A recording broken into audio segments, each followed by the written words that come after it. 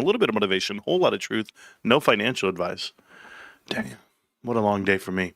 You know, I think my wife and I think we've been diagnosed with walking pneumonia, and we were talking about this. That or I have mold in my walls from the leak that we talked about last time. I'm getting my whole thing tested. This is a very scary thing for me. What's going on in my home? So I just feel a certain way about it. So we're getting some construction done. We're getting things done, and we're gonna work that out. But not to scare you, we'll get through it.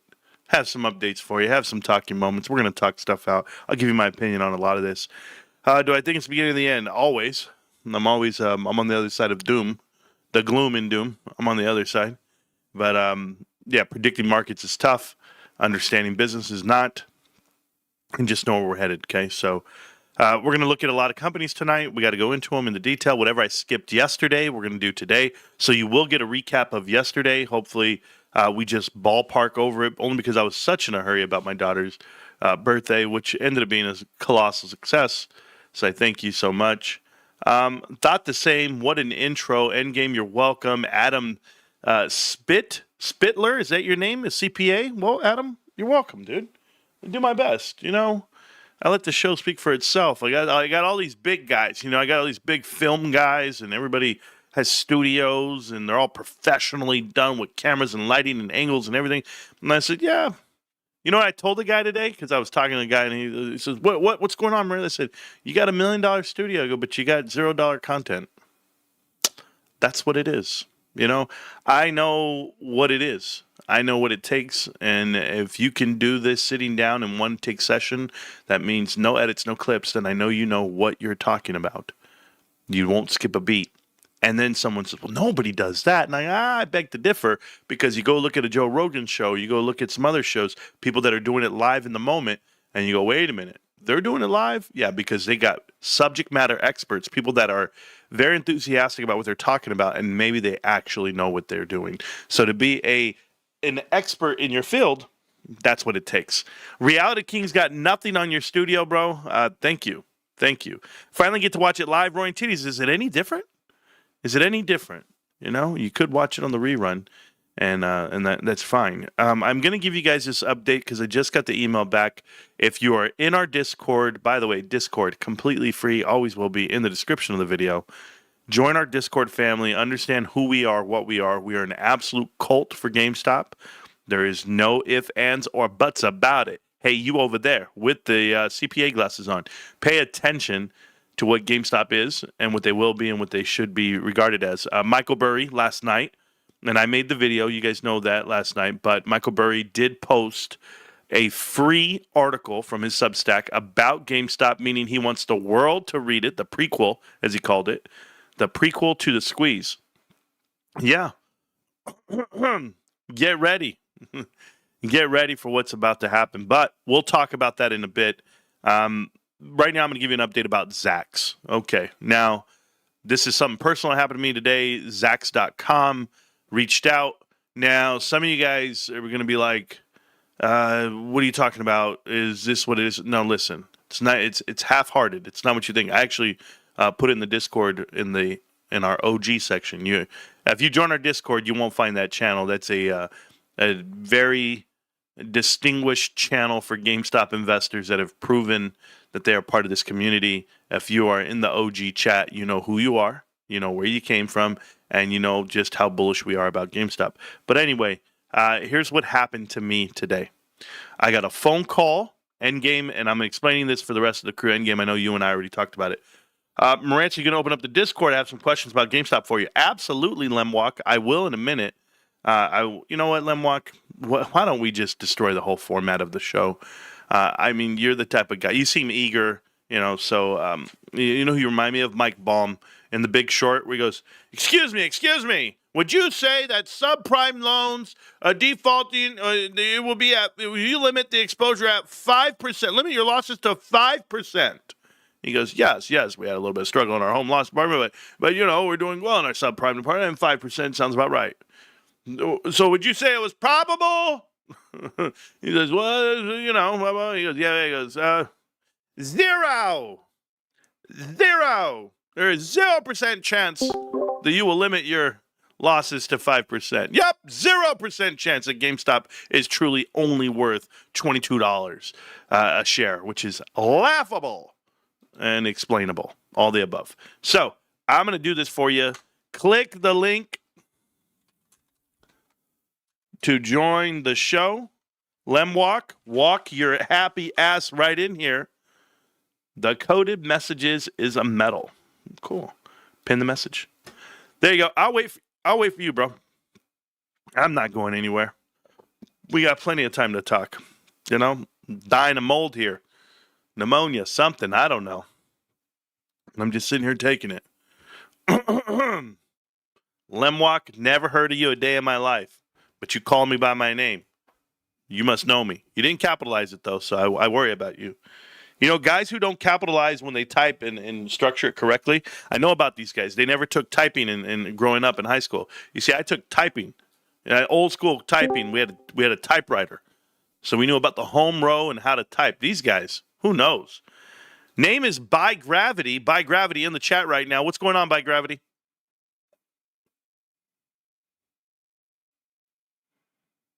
Turn on your mic. The floor is yours. Says you're good. I'll wait for you to figure it out. You know, sometimes. There we go. He left. Lemwalk. You got to turn on your microphone and you're good to talk.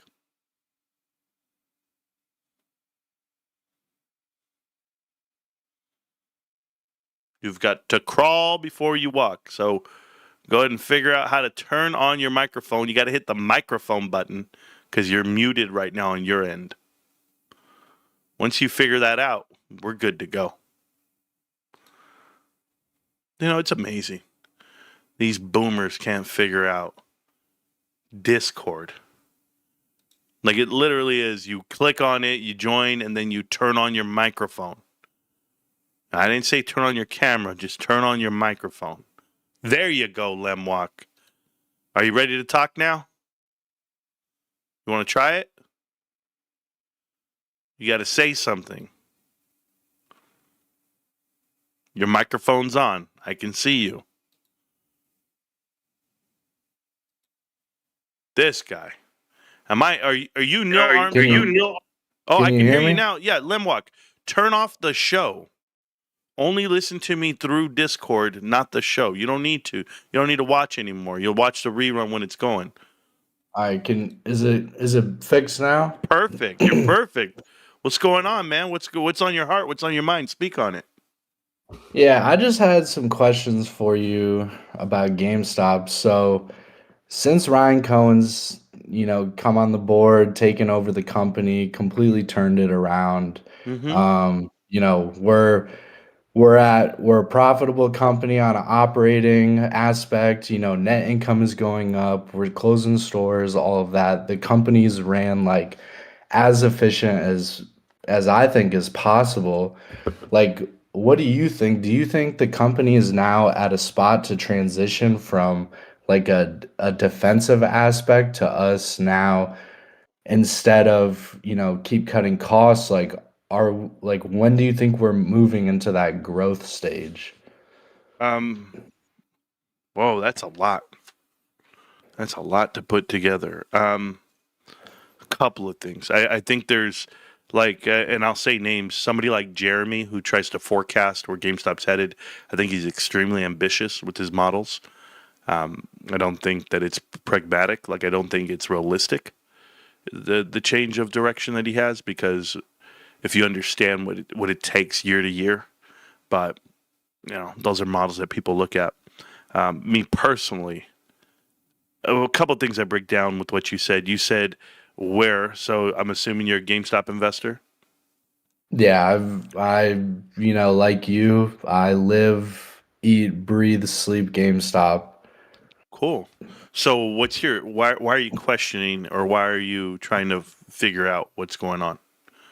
I wouldn't say I'm questioning it. It's more of like, I would say, an excitement of like, Oh, the okay. company is now operationally, we make a profit, we're making money on interest. Like, the company's has never been in this good of a shape, that it's like, the sky is the limit. Like, I'm more just curious, like, where do you think the company goes over the next like 2, 3 years?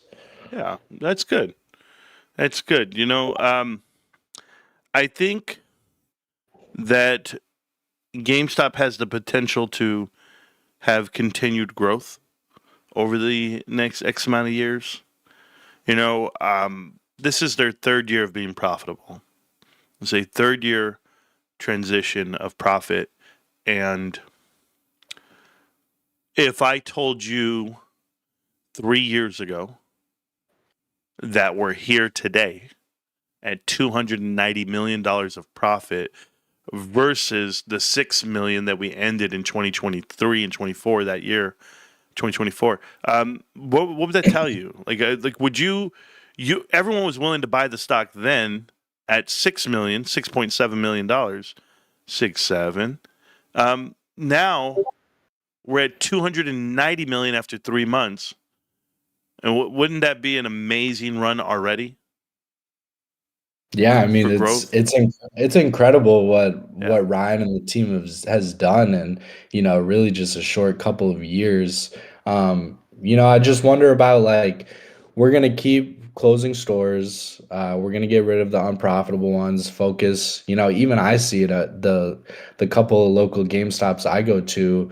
They get way more inventory on these UPCs, Pokemon products, so it definitely looks like GameStop is still getting their same quantity from the Pokemon Company.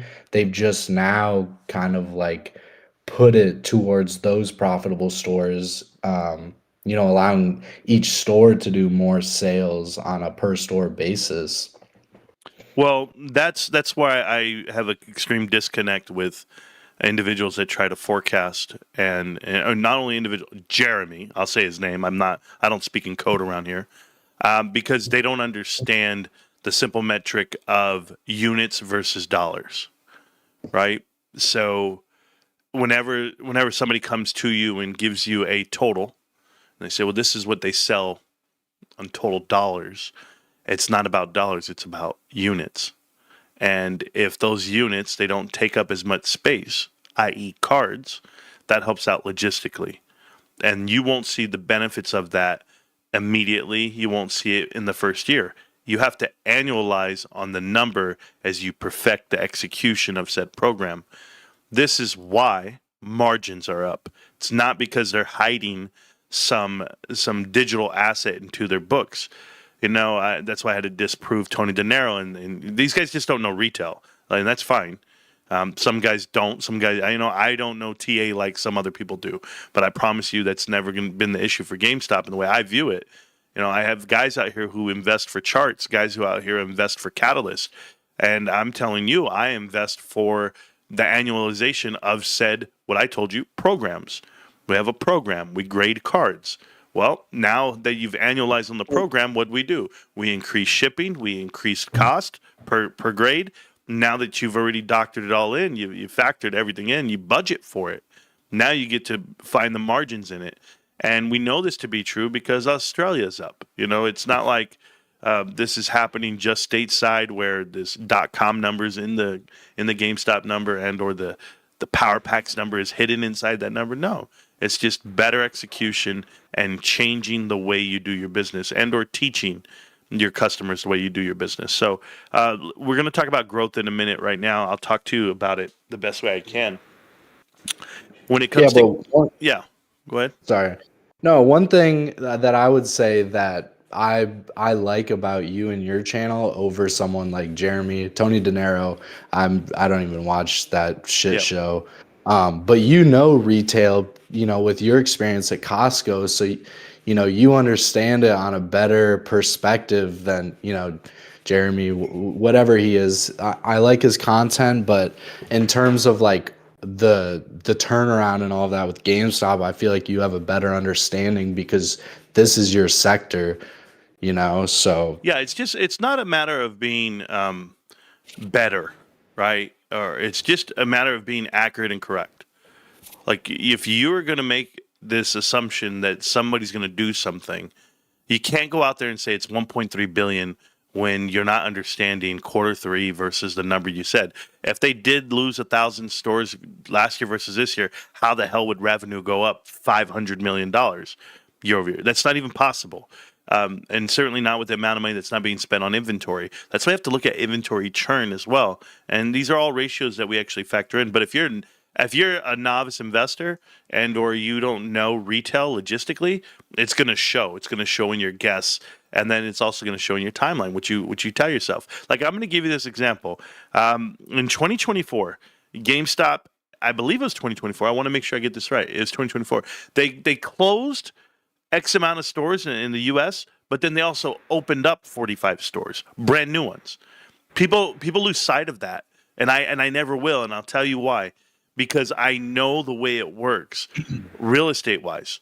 When you look at commercial real estate, my wife had a contract in commercial real estate with GameStop, 3 different GameStops. And I go, okay, well, how much are they paying in rent? And she tells me, and I go, oh my God, that's nothing. That's why I can tell you some things that I know about margins. I go, they locked it in till when? She goes, 2028. I go, that's amazing. That means that they get to pay this price for this amount of years in this location. Well, overseas, there's a conversion issue, and or maybe there's not as best pricing, and even in the U.S. So whenever they're dividing up the stores by this said price, and this is the average doesn't necessarily factor into how many units sell at that particular location. So when you say they're closing stores because these are unprofitable ones, that's not true. It's not that they're unprofitable. That's not how it always works. If the money's not right, if the contract's not right, if your property management company's not right, maybe there's a lot of reasons why logistically why you wouldn't do it. You could close stores that are profitable. That's not a problem. You can do it to make something else even more profitable. And I tell you this because reducing your footprint can help in a couple of different ways. But if you were to reduce your footprint based off of logistics of shipping and packaging and delivery, well, now we're thinking. Now we're thinking, and we're using all of our stores as distribution points instead of just a check mark, the balance sheet, pros and cons of making a profit. You can make a profit. You will make a profit over time. But once you start expanding in certain areas, it's not that you're going to oversaturate that market because like you're a Starbucks or you're a Subway. No, it's all based off of logistics. And do I need a GameStop in that area based off of what their average income is and how many people are there, the populace, and then what's the price I'm getting for the store? It has to make sense, right? So real estate wise, there's a lot that goes into it. Secondly, inventory, and then of course final delivery. So when you're sitting there and you're doing these models and you're projecting, guys, the whole world's going to shut down. And here's what I mean by going to shut down. GameStop is at a level right now that they're only costing themselves around $100 million a quarter in actual liabilities to operate the business. So if it only costs them $100 million in ops plus just in leases itself, but then you also have the liabilities of the inventory. The inventory pays itself at a good click. So now we're thinking about SG&A, but SG&A is that percentage of the sales. It's not necessarily a number that you have to focus on. And how much am I spending per person? Because it's just not that case. You're making more money per man hour. It's called MPH. Per PMA per man hour, but let me think about this right here. It's management per hour. I'm thinking about acronyms that I have. So dollars per man hour, that's how we do it. So dollars per man hour, you're making more dollars per man hour per store based off the square footage that you're selling it in. That's the part that people need to start doing the math. You want to show me you're an expert in retail and even in business? Show me the amount of square footage you carry versus how much you actually sell, and not dollars, units. Show me units. How many units am I selling? Because the dollars are going to go up infinitely because what's happening? Distributors are charging more money. The products themselves are cost more. So yeah, revenue goes up. That doesn't mean anything. It's profit that matters. So the idea that people get fixated on revenue, that has nothing to do with it. That's such a rookie element to it. It's not about revenue, it's about profit. And the fact that GameStop's gross profit margin has gone up from 16% in 2022 quarter 4 all the way to 30 plus, 34%, 33%, 32%. That they've practically doubled everything they do. And when you look at it that way, that's a better business. And when you grow off of that, I could open up one GameStop and or 5 for the year. It's going to increase my gross profit and it's going to increase my net profit walking forward. So yeah, we're looking at 290 plus whatever quarter four does. Well, guess what? We're going to be at $540 million. I'm telling you, 540 million overall, and keep walking. Keep walking because it's going to keep going up. Whether we open 5 GameStops or 10 a year, which is nothing. If I open up 10, how many employees? At 50? That's not a lot. But what could you get from it? You can get another million, another 2 million, because that's how much they're making per store. So it's phenomenal, the business model and the scale that you can grow at. That's what I'm looking forward, the scale.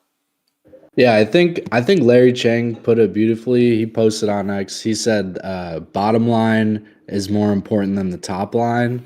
And I Yes. think with like this financial engineering that really we've seen with them do with the company is like, yeah, our revenues are down, but like the company they run it so efficiently that like we're to a point now But where you just got to, I'm sorry to cut you off, but you got to stop that verbiage. Revenues are not down. Like, this is the part that people have to stop. They're down off of the information that you know of. right, they're down based on like a year over year, but when we look at it from like a per store basis, we could say that the revenue is up. Is that Massive. is that what you're getting at? Yes, it's more dollars per man hour. The Right, revenues have right. gone up per employee, per square foot, per unit, all of And it. is that the gross margin? No, it's going to be well, you're going to have gross profit. Yeah, that's gross margin. It's fine. Okay, so like, because I guess I don't really understand like So you when take we're your revenue, right? yeah, And you subtract your COGS, the cost of goods sold. What's left over is your gross profit margin, and with the margin is going to be your gross profit, and then you're going to have a margin in there mhm, based off of how much SG&A you deduct. So there are expenses, but what's left over is your profit, and that's how we know. That's how we know when you have right, massive gross margin. You're like, man, I'm coming in at 35%. In the services industry, if you're over 40, 50, 60, 70, that's pretty amazing. That means you got a lot of free cash going. In retail, I challenge you to go look at Costco and go look at Best Buy and go look at their margins. We're double their margins by a mile. And I know it's a specialty retail store, and that's okay. But we're talking apples to apples. And why are we doing that? Because the e-commerce that GameStop is doing is dwarfing anyone near it.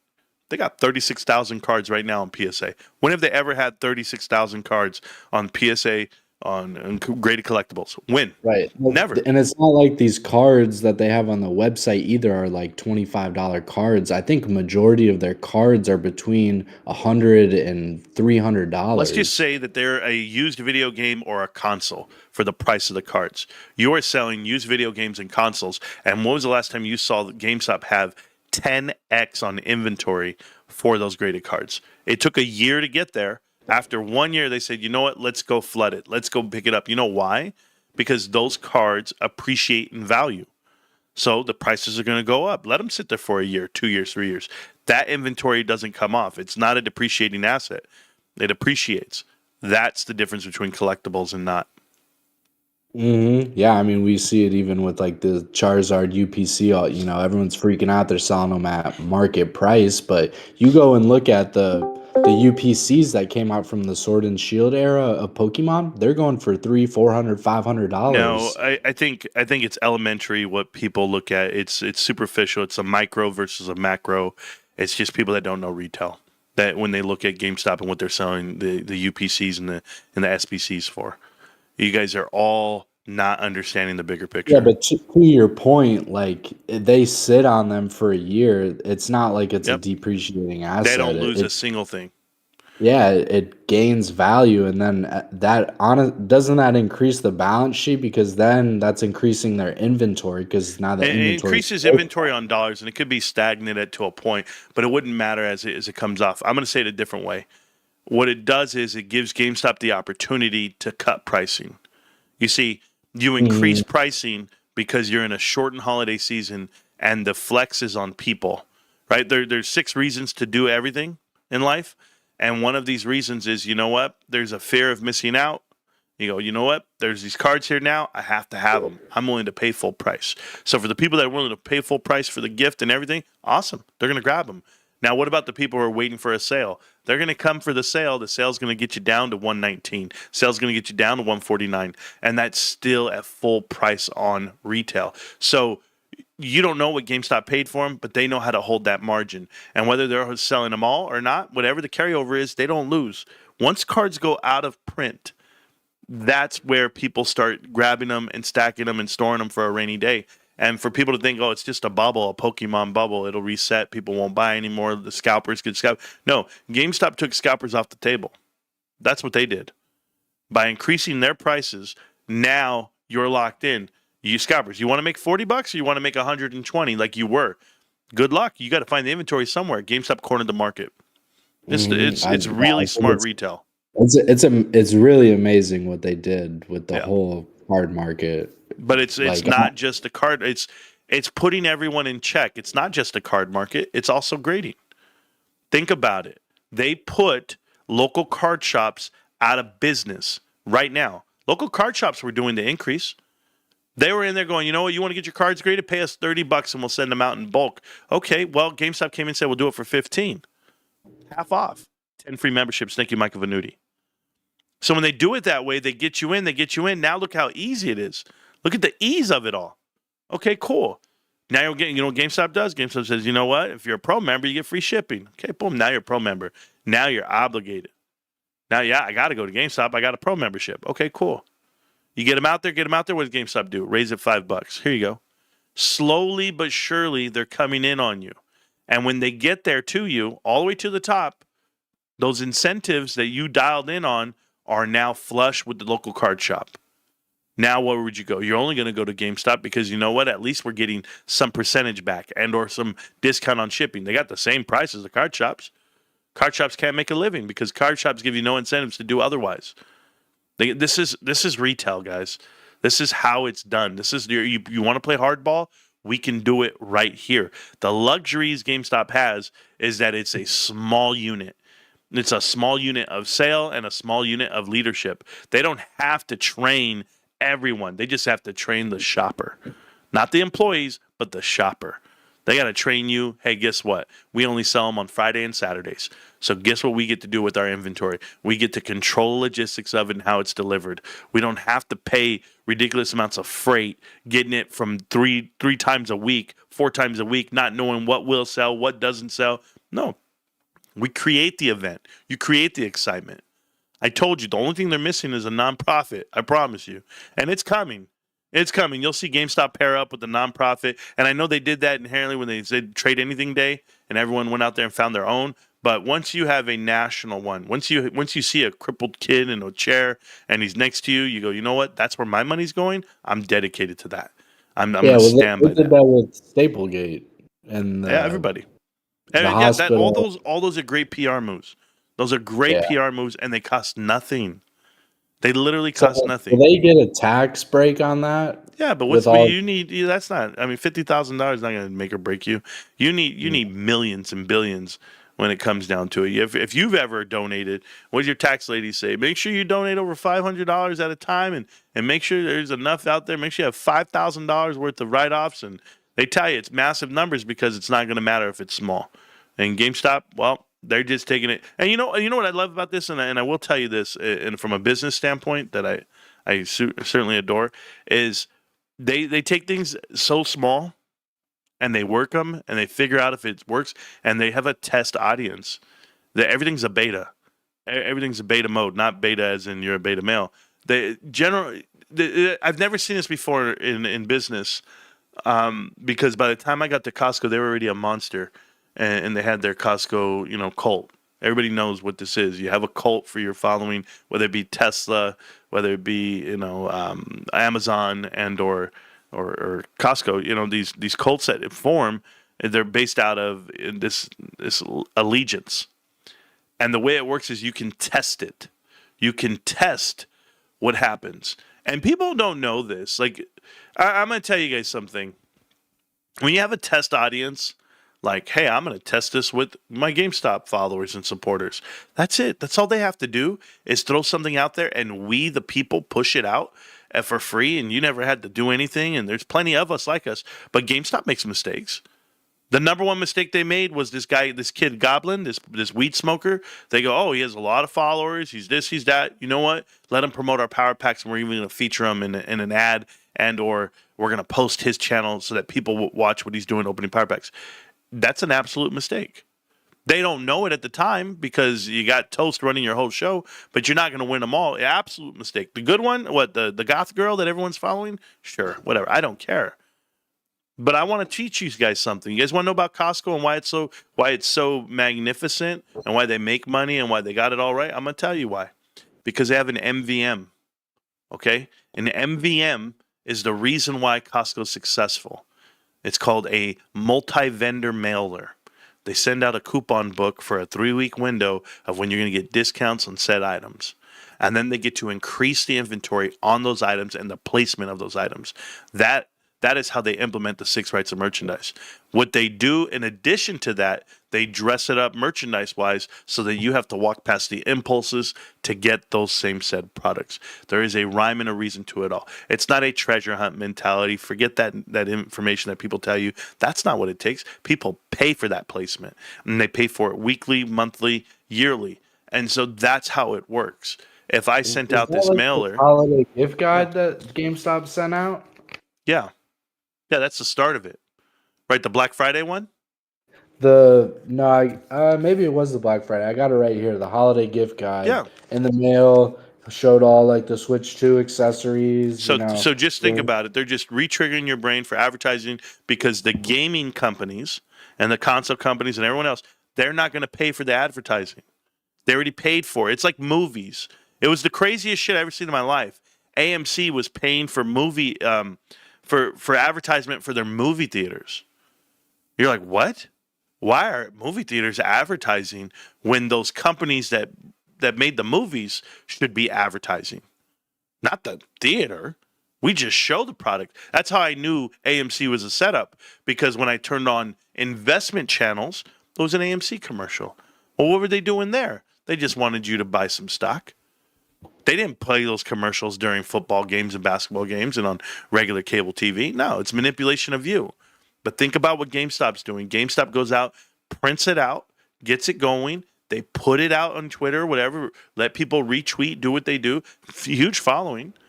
But do they really think the whole world's coming? Probably not yet, because they haven't deployed those dollars yet.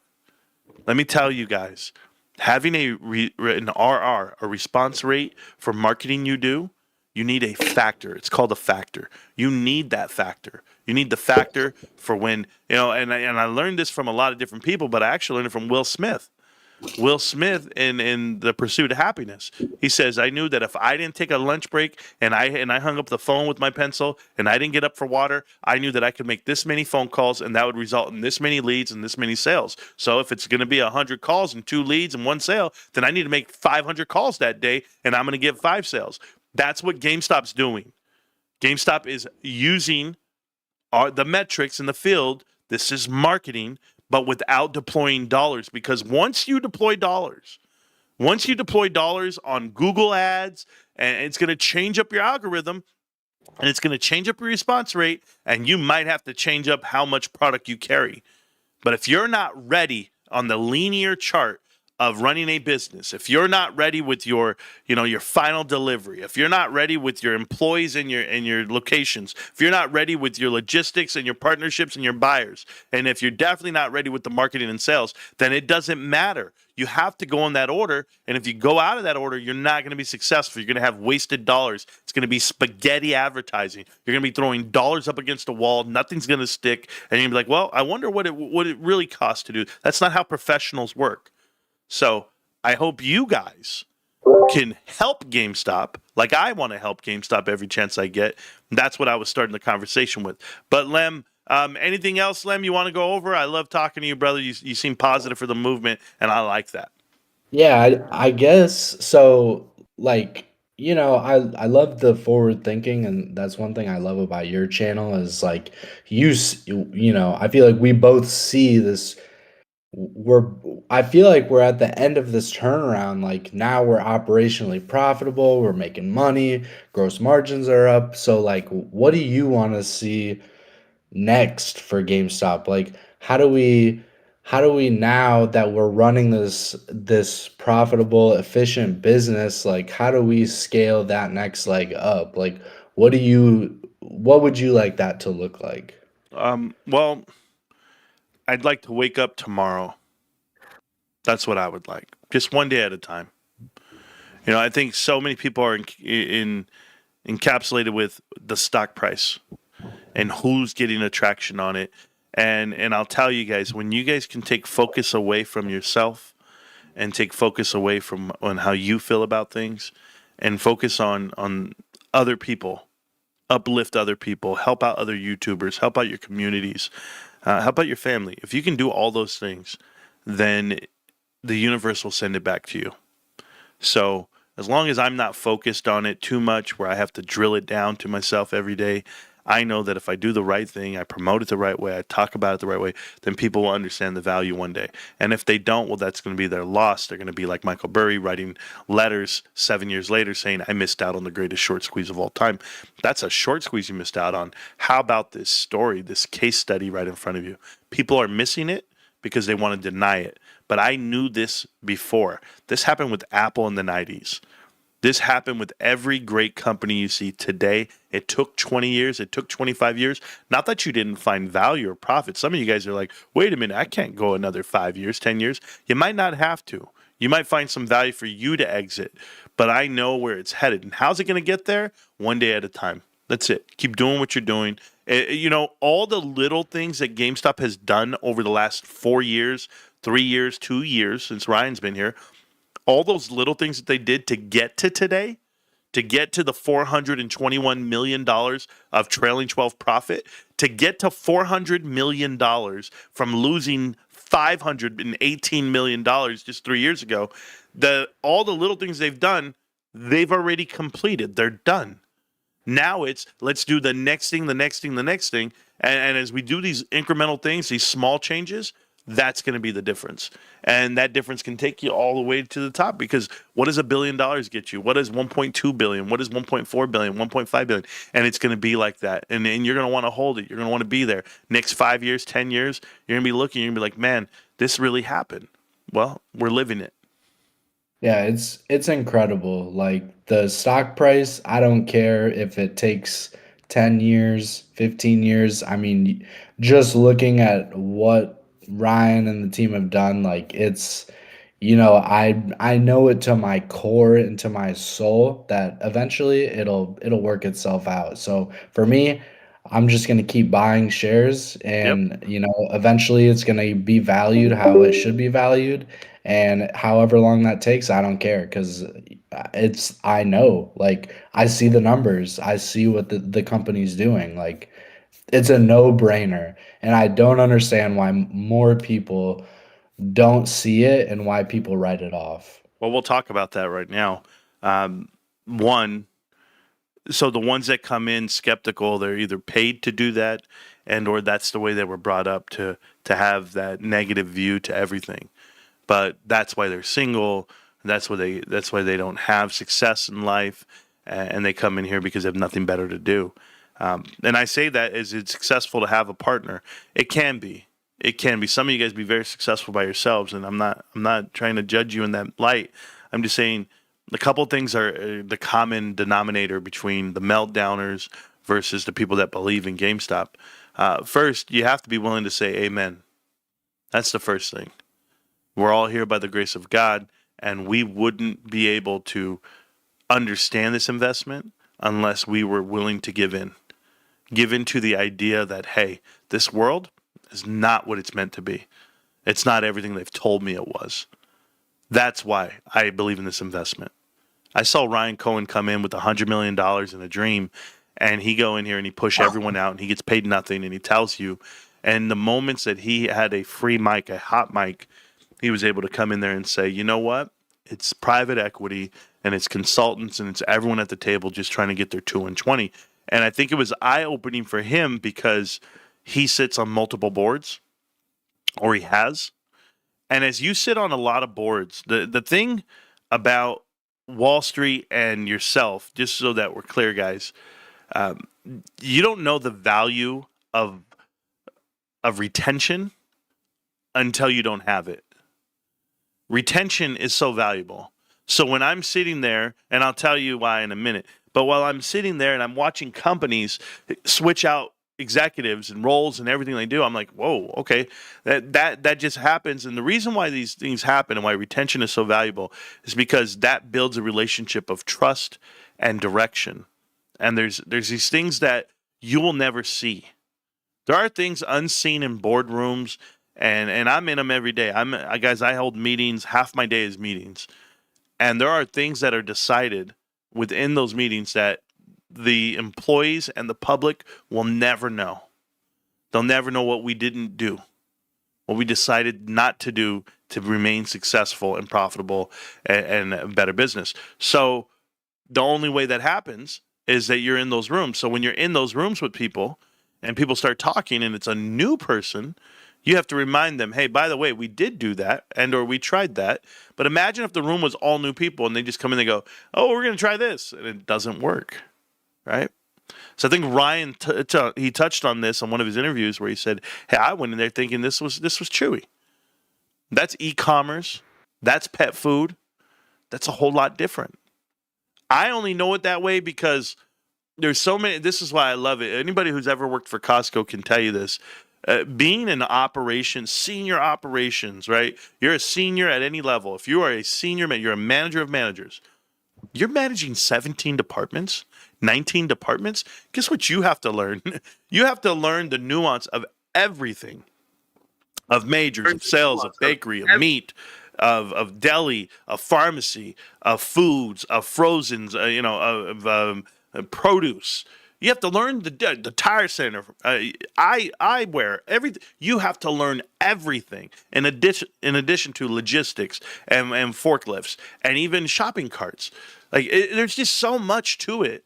You think, he just says hi and then shakes hands. No, you have to know the rhyme and the reason to it all. It's the only way you're ever going to understand. This is why I told you that most of the leaders in the world are production people because they can manage other people, other things. And when you're doing all of these things, then you realize and you remember, that didn't work in this season. That didn't work in this time. But the only way you do that is if you lived it and touched it and breathed it. That's the truth of it. I mean, if you're a car salesman, guess what? You sell a car. You sell a car. The only thing that's changing is the product constantly. So that's a different way of looking at it. Dog food is constant. Cat litter is constant. Yes, there's premium brands and the way you order it and the way you get to it. But when you talk about video games, you talk about Pokemon cards and the releases of them, you're trying to capture a day, a moment, and it's totally different. The value goes down. If you bought too much of something, if you bought something no one wanted, it's going to cost you. And I understand that execution. I understand it well. But the best part about it is you don't know what they paid for it. That's the best part about the whole business model of GameStop. You don't know the value that it is to GameStop. So when somebody says, well, all they're selling is plushies. Yeah, did you know who owns the plushie company? Who's the private label for that? Who's the owner? GameStop is. Then all they sell is CandyCon controllers, secondhand controllers. Good. Do you know who owns CandyCon and partnership and who is that? GameStop. Well, all they do is grade cards and ship them out. They ship them out for PSA. PSA is making all this money. They're growing. They're this, they're that. Okay, good. Do you know who has the partnership? GameStop. Who sells the Pokemon cards that you send out to go get graded? GameStop. So when GameStop's doing things to create a moat around its company, they are teaching themselves, they are protecting themselves. The more private label they do, all of the things they do to increase margins is a protection shield around the company. This is a great company. And Ryan Cohen is a great CEO, chairman of the board, and all that above. But you don't get to that level and you don't get to those pros and cons without retention of your leadership and an understanding that, hey, we might make mistakes along the way, but we learn from them. That was my point. I don't know if you left. No, I'm still here. Oh, you're good, I Lem. No, I'm listening, man. I love it. I love the rants from Marantz, you know. Now, I was looking at your comments. I see this dude, Prof, whatever. He said, Yeah, the I feel like professor. dude is not listening and keeps talking about tomorrow. I don't know if you're talking about me, but I'm not Yeah, talking about tomorrow. I am clearly here and clearly see where the business is going. yeah. Just because I'm looking at where I want to see, I'm curious where Marantz thinks the company's going to be years from now, doesn't mean that I don't think Ryan is building this Yeah, the you gotta learn. right You gotta way. learn to take these guys lightly, not serious. Yeah, you're Don't. right. You're good. You're good. You own GameStop. You're good with me. No, I've been getting these messages in the videos, and I finally blocked and banned one of the guys. His name was Jet Alaska, something to that effect. He'll know his name when he hears it, and I block him because he said, "Man, I'm growing impatient." And you want to write that to me? Feel free to do it. It'll be the last thing you write to me because we've only been here 5 years. I can't even tell you what I was. I mean, 5 years, that's it? Give me a break, man. What year is it right now?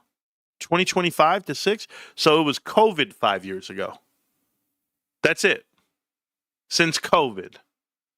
And you want what? You want results and profit. I pray they don't have children, man. Because wait till you get your return on investment on children. Someone's going to wipe your ass one day. It ain't going to be me. Ryan Cohen definitely learns from his mistakes. You know, I read something, Echo. I read it in the chat, and it was, I got to give Kyoto some props because it's different. The reason why people watch the show and people hear me and they take the word serious and they learn a lot is because there's a small portion of you guys, literally 1 out of 7, that are business owners. You run your own shop. And if you run your own shop and you run your own self, I had this dilemma 2 months ago. 2 months ago, I went full battle rattle YouTube with the direction that that's what I was going to do for the rest of my life. And I finally had the opportunity to do it, and I had all this money to invest into GameStop that I wasn't going to leverage and that I was going to be fine. And those were choices I was making. And I was reading the chat, and there was a gentleman by the name of Freddie Bauer. Freddie put so much wisdom into my heart that day because he said, Marantz, don't ever work for the man again. Work for yourself. Work on your own terms and do it the right way. And I was like, okay. And I did it my way. I'm doing it my way. And by me taking the risk that I'm doing right now, it's opened up my world and my opportunities to places I never thought. I am somewhere today that last year I was in a warehouse, 2 a.m. running the show, and I am somewhere totally different today. And I'm so thankful for it. Because when you're a business owner, I own this channel, I own this this whole world that we've built as a group, but I'm telling you, if I don't take the chances I take, hitting the streets, doing the videos, going live, all this stuff, I'm never going to learn how to fail. It's okay. When I fail at things, I go, okay, let me try that a different way. Let me get better at that. So I'm telling you, when you're a business owner, you're going to understand this show. And Kyoto said, Marantz, just think all this info is free. I'm going to tell you right now, it costs me everything. There is nothing free here, Kyoto. I know it's free to people to learn. I get you. But it costs me everything to learn these lessons in life. And I take them with me as I run the next business and the next business and the next business. So I'm forever thankful for the opportunities you put in front of me and the group that we have. But it's only going to get better. Yep, restart a computer, no more lag, so I'm back. Good job, man. The Cassandra post, we talked about it. I made videos about it last night, and it's good. Yo, bro, why is GameStop stock so ass right now? What do you name? Strong? I'm going to call you Strongy. I don't know what your name is, but it doesn't matter. Because you don't know how to look at things? That's why it's so ass. Yeah, I mean, it's free for us if we listen in. That's why I get mad at the trolls who waste their time that could just sit back and listen and learn something. I mean, I don't know what you've learned, Kyoto. You run a business, and I don't know if I ever trigger something in your brain that says, man, Marantz was right at that. See, like, look at this guy, weak ass stream. It's too easy to block and ban you. It really is. But there's literally a Discord, and thank you for that. But there's literally a Discord right pinned to the top of the chat. Go click on that link right there, Strong. Go do it and come talk to me. And then we'll talk about what you have to say about why is GameStop so you know what? I don't find it being a terrible position right now. Oh, is there right now? I'm so sorry. Oh, we do ban the clowns, Flames. You know that. I still have a whole show to do, but remember, this guy called and he was respectful and he says I want to have some questions, so I'm good with that. I still have a whole show to do, guys. I'm not even joking with you. You guys are still gonna love the show. I mean, I don't care. It's 6:30. I got on early tonight. Usually I'm later than this. But let's go see what Cassandra. I'm gonna head out. So I appreciate you, brother. I appreciate you. Yesterday's announcement only reinforces what I've been saying. Yeah, no worries. Take care, brother. Okay, so let's see what we have here. Notifications. Here's the notifications. Oh, somebody's excited about this thing that I put together today. I put this one together. I don't know if you guys saw this. Let me show you. Erica Kirk with her ex-boyfriend, Cabot Phillips. Yes, we're that couple that painting lessons together. These two. This is her third ex-boyfriend that I've already seen. By the way, they're all good looking, right? Yeah, sure. Well, who is he? He was a guest speaker today for Turning Point USA. How to lead like Charlie. What, try to take his girl back? Or did you just give her up for a little bit? Don't worry. This is what's really happening. And just so that we're clear, Charlie had no idea. Charlie Kirk is with Cabot Phillips. Yes, I beat Cabot one-on-one. Not sick of winning. Okay, so Charlie was a great athlete. He played basketball, football. The kid was legit. And he beat this kid in basketball, which I'd probably beat him too. But, I bet he didn't know his girl was getting knocked down. Literally. Ridiculous. So, I just thought I'd show the world that because I found all those videos today, all those tapes and stuff. So, anyway, Dr. Michael Burry, Cassandra. Boom. Cassandra writes 4 minutes ago. Well, this is good. And it says, this is very interesting chart as household stock wealth being higher than real estate wealth has only happened in the late 60s and late 90s. The last two times the ensuing bear market lasted years. Ooh, not good, guys. So the last time the stocks, the equities, were increased and worth more than your real estate, okay? Boom. The market took a dump for 30 years. Oh, shit. That's awesome. And then the last time it got there, the market was wiped out for another 14 years. Guess where we're at today? Oh, man, that sucks. Not good. Not good. What a chart, man. What a chart. Oh. All right, back to the show. Sorry for all the philosophical retail talk this evening. But they spend their time at your stream. Well, thank you. You're absolutely right. Strong says, this guy is a Costco manager, bro. Check that for me. Huh.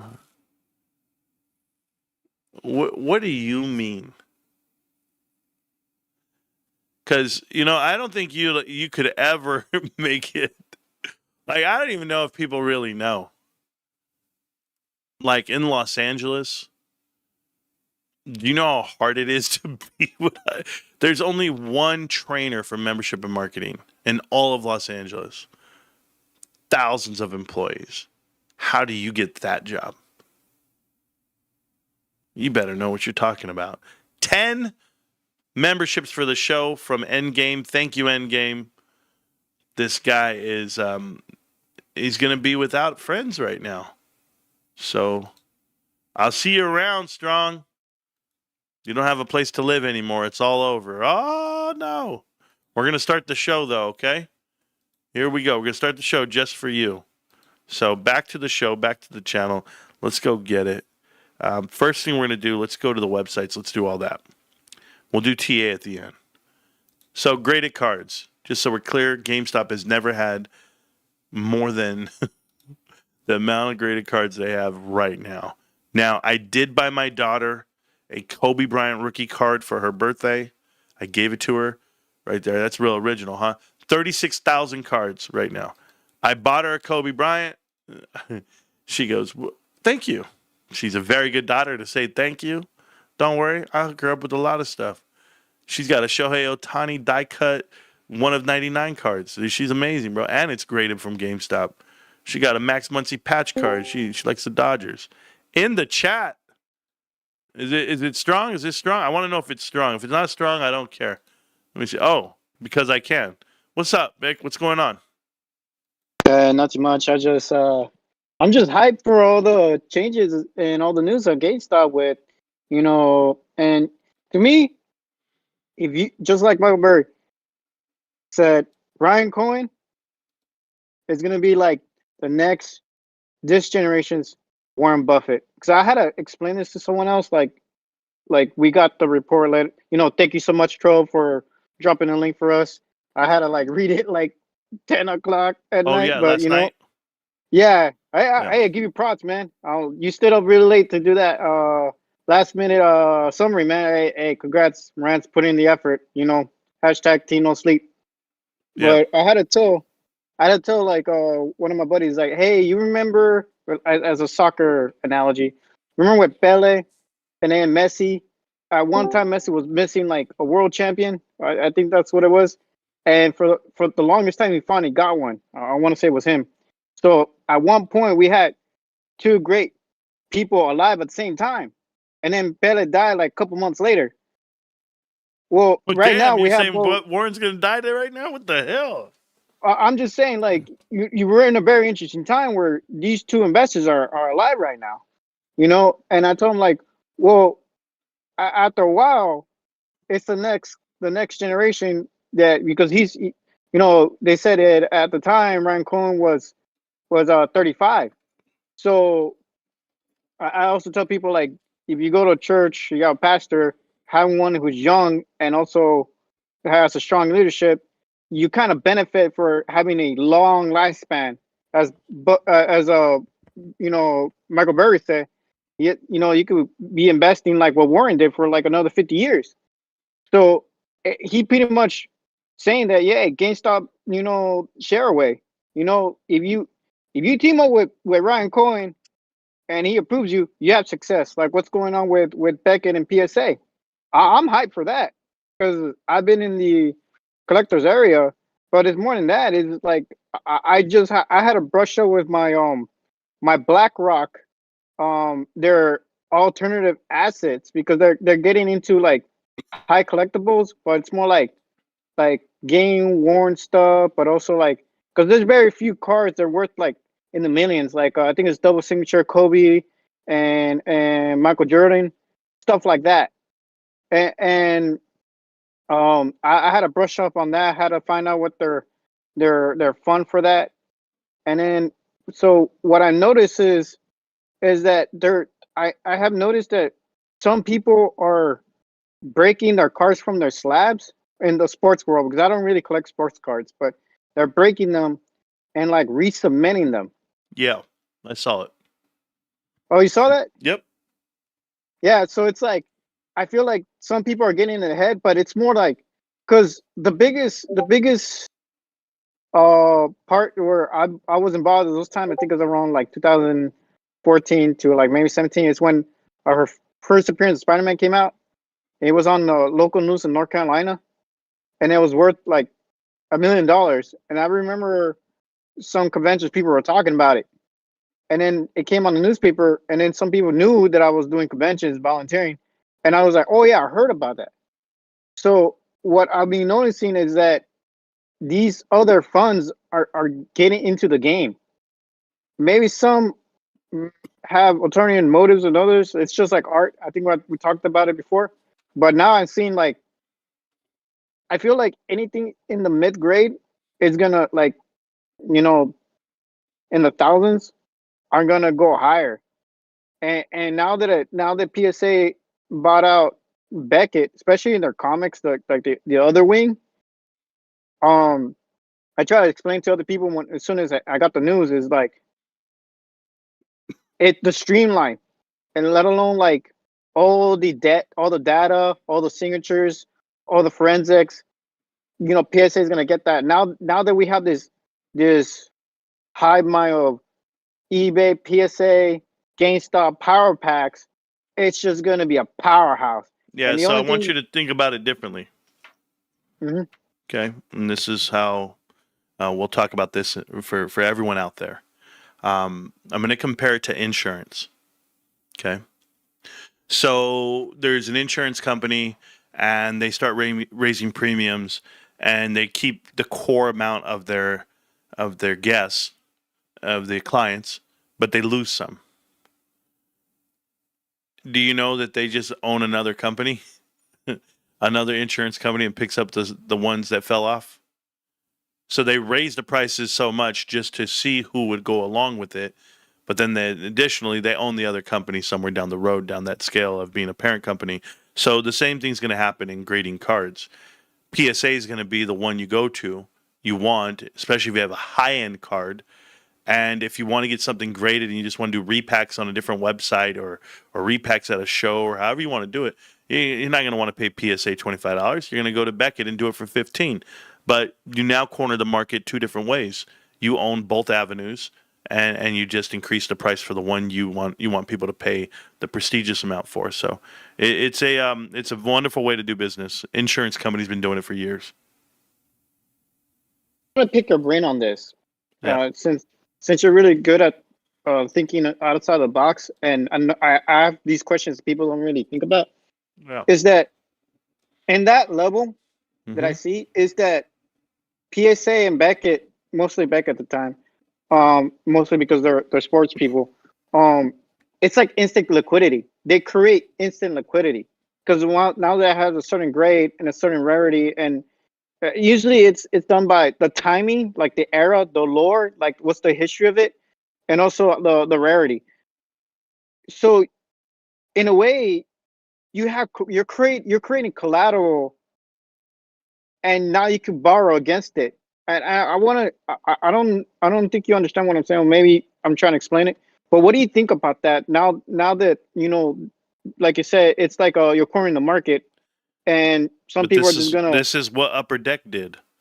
If Uh huh. you remember, Upper Deck was the number one card company in the world when 1989 hit with the King Griffey Jr. rookie card, and everybody knew it. King Griffey Jr. was the number one rookie. Upper Deck packs were $1.50 to $2 a piece, and you were looking for that card because at every card show it was a $50 card to a $100 card. And Upper Deck found out my card is worth $50 and the Topps rookie is only worth $5. Okay, well Topps packs only cost 25 cents, and Upper Deck packs cost $2. Well, guess what they did? They started printing only King Griffey Jr. cards. And then they'd go to the road shows, they go to the card shows, and they would sell them for $50 a piece. And it wasn't until maybe 5 to 10 years later, the market found out that they were saturated with King Griffey Jr. rookie cards. They were everywhere because they were printing currency. They were printing $50 bills.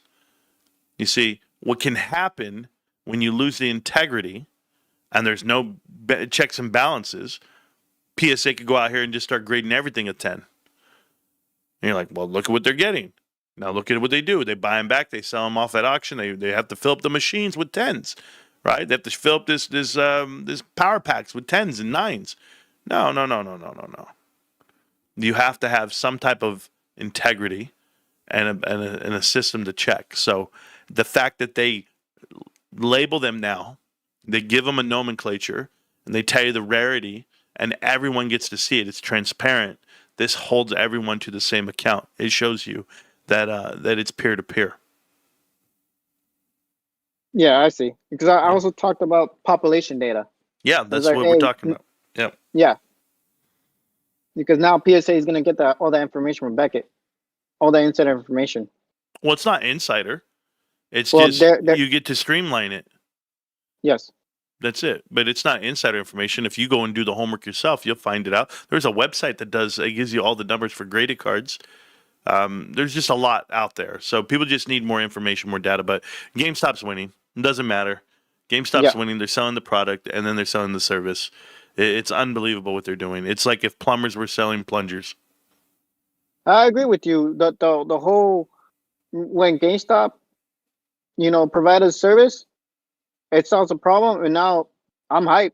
Whatever other future services that GameStop is able to provide, because it makes the world so much.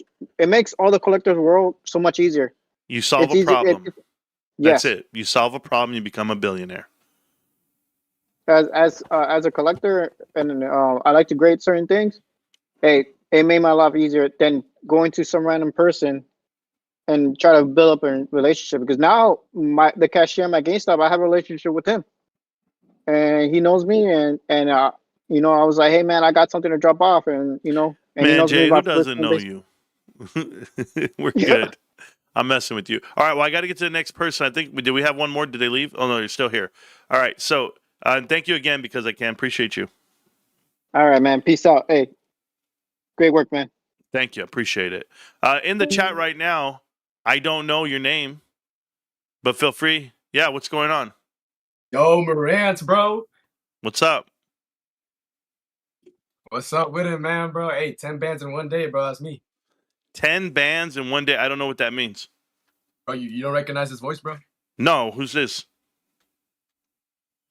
I can't say much, bro. You're on stream, bro. Oh, I know who this is. Yeah, bro. I've been trolling your chat, bro. What's up? You gonna ban me? Oh, you've been trolling my chat? Yeah, bro. It's me. Why? I don't know. I'm kind of bored, bro. Okay. Well, you're a good guy, so I'm not worried about it one bit.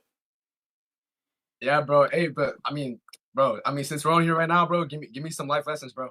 You want life lessons? Yes, bro. I need life advice, bro. I'm doing acid. You need life advice. Well, yeah, I'm on.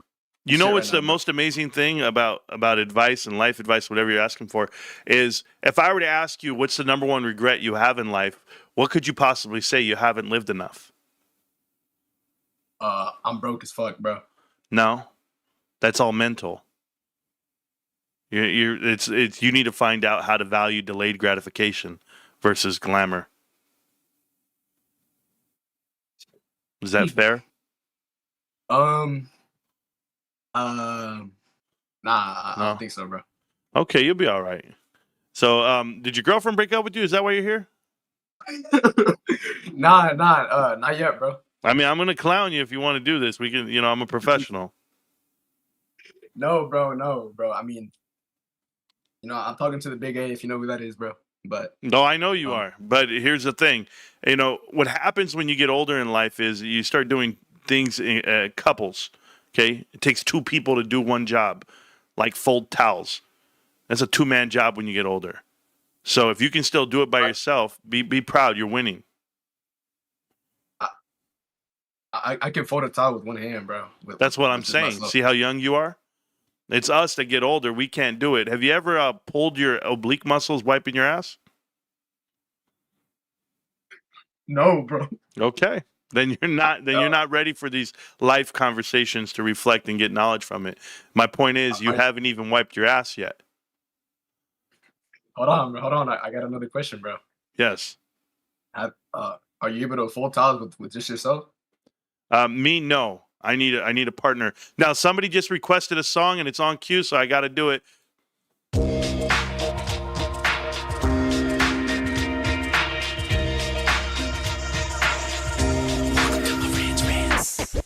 Welcome to Marantz Rantz. No advice on finance. Spin the wheel and take a chance. Get an NFT and a little education. The system got undertow. That knowledge is flotation. You wanna learn? Well, you came to right place. You're pumping AMC, might get slapped in the face. Get your due diligence. Know who the villain is. Don't be a sheep when the shepherd's carnivorous. So come learn, laugh, and maybe you win big. And listen up, y'all. The wheel is not rigged. Everybody get a chance in the live chat. Kyoto spin wheel, you win just like that. Retail fight back and this retail winning. Y'all just wait, man, this is just the beginning. All fellow simians, GME group singing the truth. We just chillin', infinity pool swimming.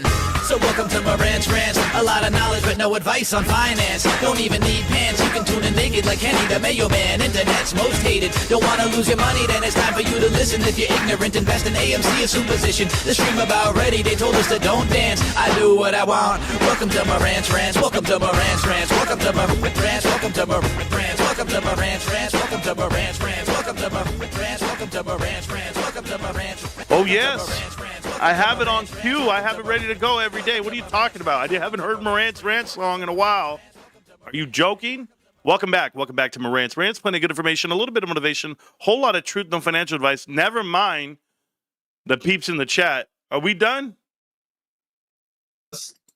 We're done. You're going to carry on? Are you telling me we're done, or are you asking me if we're done? No, I'm telling you we're done. I got things to do. I appreciate you, brother. I got a whole show to run. I haven't even started the show yet. I'm going to see how far in am I before I go tell my son I'm going to whoop his ass. 1:17. I'm an hour 17 minutes in, and I'm about to start my show. Thank you. Okay, hold on, Marantz. Can I tell you one more thing? Yeah, go ahead. I will talk to you tomorrow in person, more professionally. All right. You will not, because I won't be there. Oh, bro, come on. All right. Wait, okay, all right. Maybe it's a possibility. You never know. Okay. Right, have a good stream, bro. Likewise, I appreciate you. Thank you. Have you ever lost your breath tying your shoe? Great question, guys. I have not. Just so that we're clear, guys, that was my son's best friend in high school. He's a sophomore. These kids watch the show. I don't know what they're doing with their lives. Why are they bothering me, man? Goodness great. I love the kid, so he's a good kid. I didn't want to say his name out loud. I know him quite well. He knows the show too, so who knows? I might give him a Marantz Rantz t-shirt. They need shirts, man. They need a tire. They need stuff, man. But could you imagine my son? My son's probably the coolest kid at school. Yeah, my dad's Marantz, but it's a little different. They don't know how cool I am. They don't have a clue. Nobody, guys. I talk to people every day. They don't have a clue. I had to stand up today. We were doing this thing, and they go, "Can you give me two truths and a lie?" And I was like, 2 truths and a lie. Okay. I'm an identical twin. I speak fluent Spanish. And I was security for the World Cup 2002 U.S. team in Daegu, South Korea. Bro, they all thought I spoke Spanish. What's wrong with these guys, bro? Then I had 3 truths and a lie. I gave a different edition of that one. 3 truths and a lie. And they were like, yeah. And I was like this. Well, the first truth, well, they're all true, by the way. 2 truths and a lie, whatever. And the first truth is this. I was like, the first truth is my mother, when I was young, my mother met a guy by the dumpster as she was getting evicted from a studio apartment. They got married. It was her 5th marriage in 5 years. Then she took my sister, her daughter, to Mexico, dropped her off with her new in-laws that she didn't even know, left her there for 3 years. Oh, hold on. Yes, ma'am. I'm live on my show right now.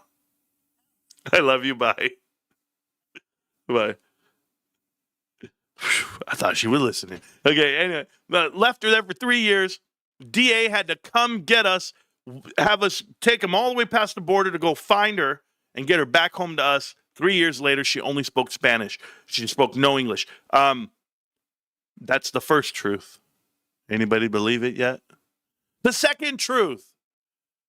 When my daughter was born, the day she was born in the hospital, Fort Bliss, Texas, as my ex-wife was giving birth, we got the phone call. My in-laws, her parents, murdered themselves. They killed each other.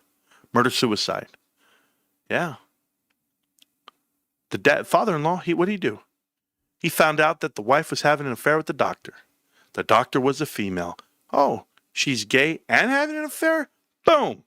Killed her in Orlando, Florida. On the date of my daughter being born. That really happened. Anybody?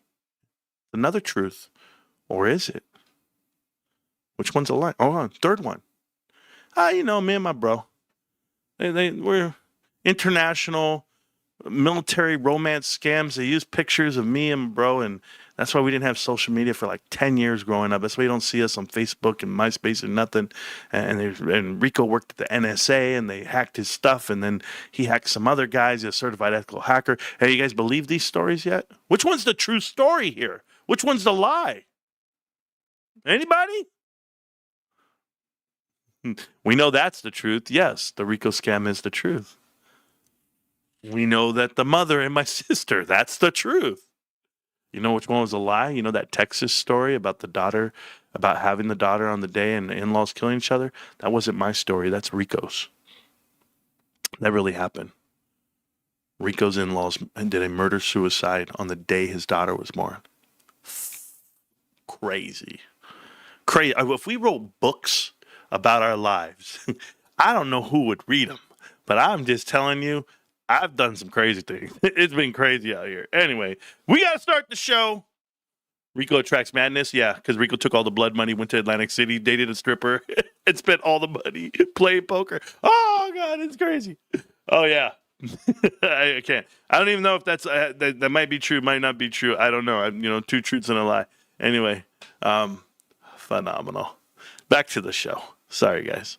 What were we going to talk about? Zax.com. Okay. True story. Let me go pull up my email really quick so you guys, for those of you that think I'm lying or whatever it may be, because, some people are like, that didn't happen. Okay. It did happen. It always happens the way I say it did. And so his name's Sean Philbin. How can I do this without giving you all of his info? I don't want you to see some stuff. Let me see. Oh, I don't care. I don't have anything to hide. Not a single thing. So here's what happened to me today. My phone rings. It's my lunch hour. My phone rings, and it's a guy, and he says, "Hi, man, Marantz. I'm from Zax.com." And I'm like, Zax.com. I know the website, and I'm a big supporter of this website. As a matter of fact, I'm a member of the website so that I can read the articles and the analysis they put out. And because I am a member, they have my contact info. And they contacted me. And he's like, hey, man, just want to call you, ask you if you ever thought about investing. And if you do, we have financial advisors who can give you some insight on how to invest. And I'm like, you're Zax? And you're calling me? I was like, let me tell you, I only invest in GameStop. I'm like, and I want to commend you guys for being the only publication that actually gives GameStop a buy rating and a price target of $100 plus a share. And they absolutely do. I remember they did a whole article about the sum of all parts and sum of all parts, the soap.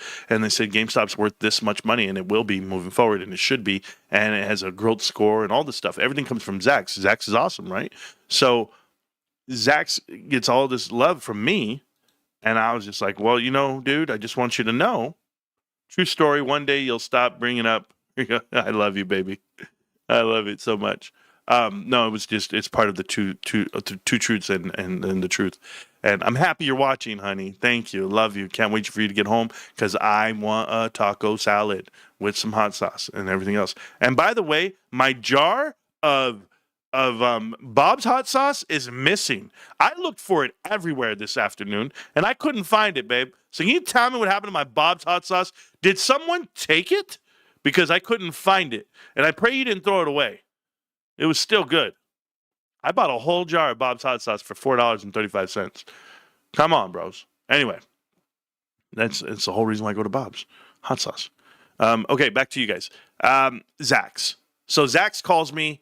And Zax.com, they call, the guy says, hey, listen, this is what we want to do. We want to do this. And I said, fridge top shelf, dork. Oh, I didn't see it, babe. I'll look again, though. He said, or just when you make the taco salad, babe, when you come home right now, make a taco salad, please. Can you just put it in there? And I appreciate that. Anyway, if you find time, if not, I'll make my own taco salad in about an hour or 3. This show's going to be longer. I have a lot to talk about, and I just started right now because Aiden's friends want to troll me while I'm live. Anyway, love you guys. So back to it. So he said, you were looking for information on how to invest or whatever. I said, I wasn't doing that. I was just reading the GameStop article because you guys are GameStop listeners and that. I said, but you know what? If you're looking for people that possibly could want to invest and get some professional advice, and maybe Zach wants to offer that, I said, how about we do this a different way? How about I promote your website because you guys are the only GameStop supporters? Give me a direct line to tell the people who to call and what to do. And he's like, well, we don't really do it. We canvas because they canvas and they qualify. They want to make sure you are who you are and you're big and you're this and you're that. And so they weren't ready for the influx of phone calls. And I said, if you're ready, man, I said, I'm the guy for it. I love GameStop and I love the fact that you guys love GameStop and you guys gave it such a good rating. I go, what I want to know is why that your website and you are not being recognized as a stock analyst on any other website, because you guys gave it a buy rating and you guys give it a price target. No one is echoing that price target and buy rating. He goes, oh. I said, listen, if you don't believe me, check me out. Google my name and type in Marantz and then type in GameStop. And he's like, okay. He did it and he goes, holy shit, I'll call you right back. So he emailed me back. And the email he sent to me, and I'll read it. It says, hi, Marantz. Thank you for taking my call today. It was a pleasure learning about your channel and the praise for Zach's. As mentioned, attached is a brief overview of our management and services that we offer. Unfortunately, there is no number that I can provide for your shout out for the channel, but I do appreciate your willingness to help. Please feel free to reach out if you have any questions. Here was my agreement to these guys, to Zach's Investment Management. My agreement with them was this: if they keep writing good stories about GameStop, I'll keep doing promotion for their website. It's that simple. Why can't I say it that way? You don't have to pay me. You just keep doing your part, your due diligence, and your good work, and I will go ahead and make it fruitful for you. I get nothing for it. I don't want anything for it. I just want you to know that I appreciate a publication that's going to cover GameStop accurately and give it a fair rating. That's what I said, and that's why I wanted to highlight them. So even though they didn't give me a phone, I have his personal number. I have everything here, direct line, toll free. I have everything. I don't want to support. I don't want to put it out that way, but I just will tell you this: if you guys ever see Zacks.com, it's ZACKS, Zacks.com. Feel free to read an ad on there. They support GameStop. You guys already know how I feel about it. If someone's willing to write a positive thing about GameStop, then I'm going to support them till the end. So I just wanted you to know that. Tito took the sauce. His ass is outside anyway. Zach's, just tell the truth about GameStop. Yeah, they do great. They do great work. So I just want you to know that happened to me today. That was pretty cool. So now we're gonna take our time. We're gonna go through these stocks. But before we go to these stocks, I want to talk about this guy named Goblin. Okay, I haven't made a video to hate on Goblin. You know what? I'm gonna make a separate video for Goblin. You know what? I'm gonna make a separate video. So I'm gonna leave it alone for now. But I'm coming for the crown. And there's a reason why I'm doing it. Now, I'm back to buying 1 share a day as of right now. That will change if it has to, but I've did all my math. You guys know I didn't buy any shares for the month of December. I had not bought shares since November 21st. I promised my wife that I would hold off. You look at right here, November to December. It's right here. I have bought, in November, I hadn't bought anything past the 21st, and I had bought 1 share. So, in December, the month of December, we're already halfway done, 16th. I have about 1, 2, 3 shares in the month of December. Literally $60. Nothing on GameStop. I'm not doing it right now. It's not that I can't or that I won't. It's holidays. I don't want anybody stressing about finances. I don't want anyone out there thinking, hey, you know what? You're just living off the edge and you're just going for it. No, I will buy a share. Let it rock. That's it. $22, and I'll eat lunch. I'll eat a salad or something, but I won't spend money. So I'm happy to do it that way. because I still have a lot of things going on. We have this birthday that we have to go do in January, and it's actually a pretty cool event because I believe Almo's going to be going to Vegas when we go. So I actually get the opportunity, my wife and I, to partner up with Almo and his wife, and they get to join us on some of those escapades in Vegas. Considering they've never been to Vegas, it's pretty awesome. But I let them know where we were staying. They didn't stay at our hotel. But they're staying at a hotel across the street, which is cool. They're staying at the Vidara, honey, if you're listening, which I gave them the advice. I said, you can go stay at the Vidara. It's over there, and that's where my brother-in-law's staying. So I followed Zach's for around 20 years. They do decent work. Well, there you go. And now you know why I support them. So, and that's also my nephew's name. So, of course, I'm going to support Zach's. We got it. So that's going to be fun, being in Vegas with Almo, being there with my brother-in-laws. Both of my brother-in-laws, my sister-in-law, my niece, my daughter, my wife, and not in that order, okay? It's going to be fun, but not in that order. My wife and I, we love to be out, in our element, and that's one of the things. All right, so anyway, enough about all that. Let's get to the good stuff. So right now, we're going to pull up CoreWeave. Let's look over this company. Let's study the stock. Let's figure it out, because CoreWeave is a clear indicator when it comes to AI stocks, okay? If you guys are not familiar with CoreWeave is, okay, I'll explain it to you, and you guys can think about it any way you want to. CoreWeave has data centers, and they rent them out. But before they were ever that, they were not that as a company just 3 years ago. So this core group of people managing this money, from the way I look at CoreWeave as a private equity safe haven. They went ahead, pumped in their money into this company. We're going to look at the debt. We're going to go see the value that's not there, the profits that are not there. But it looks like a CoreWeave pumped a company, and CoreWeave, private equity pumped a company, and it helped NVIDIA gain more profits and value based off of what CoreWeave was pumping into NVIDIA. Now, round-tripping funds here and circulating funds has been the theme that everyone's been listening for. But where did the money come from? The money came from private equity to the tune of $7 to $9 billion. Now, when they shot out the gate on CoreWeave, just so that we're clear, this was their value. They IPO'd.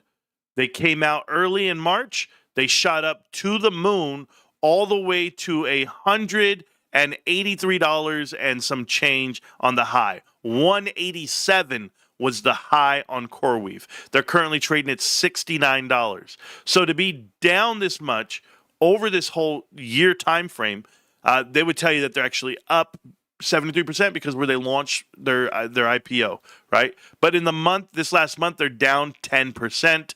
And in the last 5 days, 23%, and in today, another 4%. So definitely down, ticking down all the way from that $88 price range, all the way down to $69. To lose that much money, why are we losing all that money? And why is it a terrible company to invest in? Let's go find out. CoreWeave. Well, CoreWeave, and just so that we're clear, back then, the market cap of the 180 plus was giving it, with the outstanding shares they had, they were looking at, goodness gracious, it was something like $80 billion in market cap. They're now at $34 billion. Should they be 3 times higher than GameStop? I'm going to tell you no.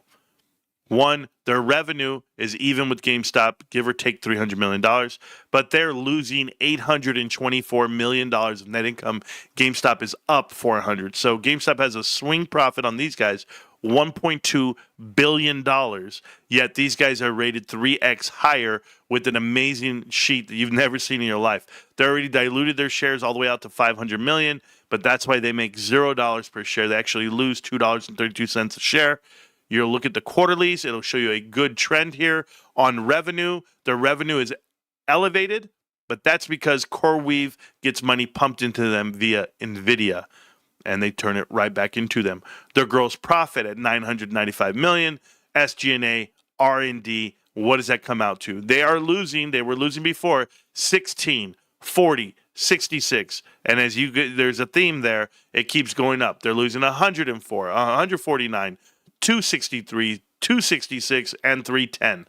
They're absolutely losing money while not paying any interest whatsoever on the money borrowed. Their net income is in the hundreds of millions of dollars of losses, if not the 300. Now you say, but Marantz, it's an increase considering they lost 389 versus last year in the same said quarter. Yeah, You can call it an increase, and I'll tell you how bad they've diluted their shares. They went from 200 million shares all the way to 500 million. That's over 100% easy dilution within a year. Free cash flow is negative $700 million just for the quarter. Previously, $2.7 billion. You can tell that they are just sucking cash out of this company. $1.3 billion, $3.3 billion, $500 million, and then $2.3 billion.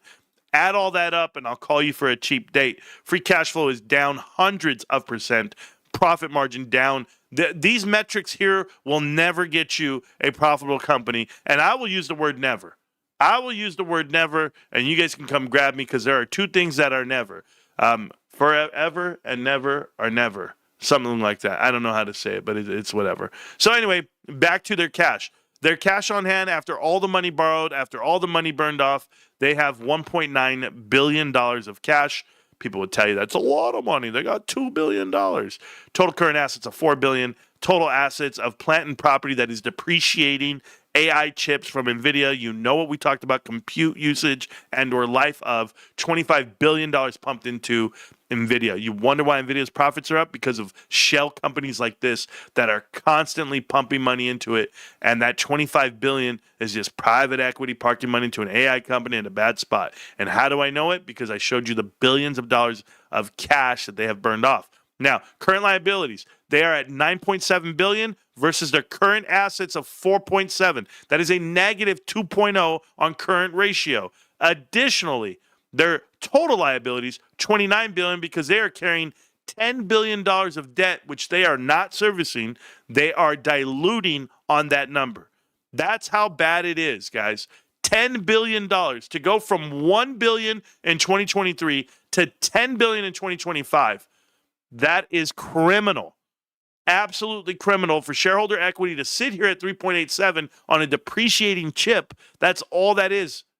That is not something you can go ahead and cash in on the bank. You can do none of it, and yet it still trades at $7.79, which is a little short of $8. But if you look here, they're trading at 9 times their book value. 9x with $10 billion of debt, and they lose $1 billion a year, and nobody's saying shit. They have not proven that they're a profitable company. They're looking at a chart. This is AI wrapped in AI dog shit, and you should know it. But everyone is oblivious to it. It is the worst company, but it's a true indicator because this is the type of company that is the poster child for doing business with NVIDIA. Everybody that does business with NVIDIA cannot show me profit. Only NVIDIA can. And that profit they don't get because these guys don't pay it. Or if they do pay it, it's on money owed to someone. This game only lasts as long as CoreWeave stays afloat. And from the way it looks, it's a dying business model. That's one under your belt. I'm home, gonna make shrimp ceviche. Bros, we got real problems in Little Indio, Little Palm Springs, Little California. We got real problems. Wifey's making ceviche, guys. Let me tell you what it's like. It's all the shit chopped up. With a little bit of jalapenos chopped up, some shrimp chopped up on a tostada. Boom, boom, boom, tapatio. Little mayo in there too. Oh my God. Don't ever let me see you do ketchup in your ceviche. But I'm going to tell you, man, the shit is mouth-watering. All the lemon, all the cilantro, all the onions, all the tomatoes. Cucumbers. I don't know, man. I need to go. I'm sweating right now. Just ready to get it. Anyways, CoreWeave made me sweat. All right, next stock we're going to look at is Oracle. I haven't even looked at Oracle. Is it how do they spell Oracle? Is it like this? Oh, see, I got lucky. I don't even know how to spell Oracle. Okay, 188.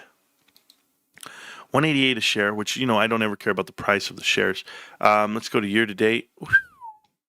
Down from 328. Holy shit. The high of the year is 345. Oracle has lost. They were at once at 118. They lost 30%, 40%. What in the world? Oh, my God. All right, Oracle's market cap. Oh, it looks like Palantir. Palantir market cap. So anyway, $500 million, $1 billion, which is $500 billion. A lot of revenue. A lot of income. Not bad. Oracle, $2 dividend. You mean to tell me I buy a share for $188 and I only get 1% back? What the hell would I do with that? That's gross. But maybe it's really low. Maybe I should buy it right. I mean, look at this. It's all the way down to 188. Let's go see if it's worth it. Revenue. The most revenue they've ever reported. Shocker. Gross profits here. Got it. SG&A, everything. Oh, my goodness. Operating expenses, operating income, $5 billion. What a number. Isn't that awesome? That they're actually paying $1 billion in interest. $1 billion in interest. Not even on principal. $1 billion in interest. Not a problem. They make so much money, Marantz.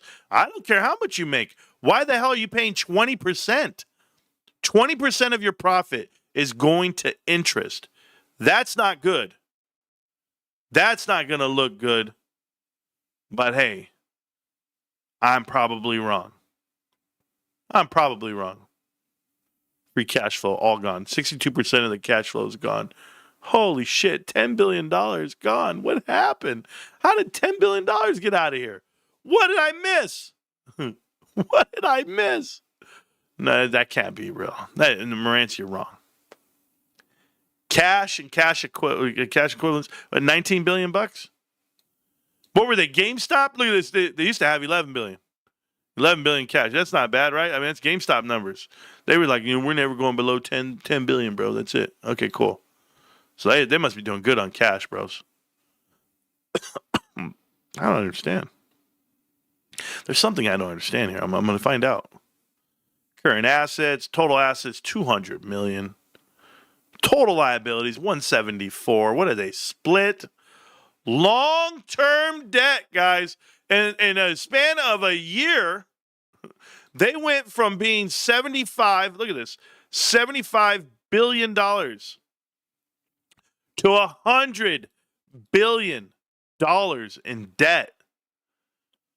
Holy shit. How? How are you going to pay that? I'm missing something. Shareholder equity's up. Monster. Look at this net cash. They got no cash, bro. Their cash can't handle that interest. $100 billion? How do you pay that back? Is it through dilution? I mean, I'm just asking for all the kids in the back. I mean, these guys are trading 18 times book, but that's cool. So what do you think's going to happen, guys? What do you think happens when this debt becomes due? You think they just pay back the shares? I don't understand.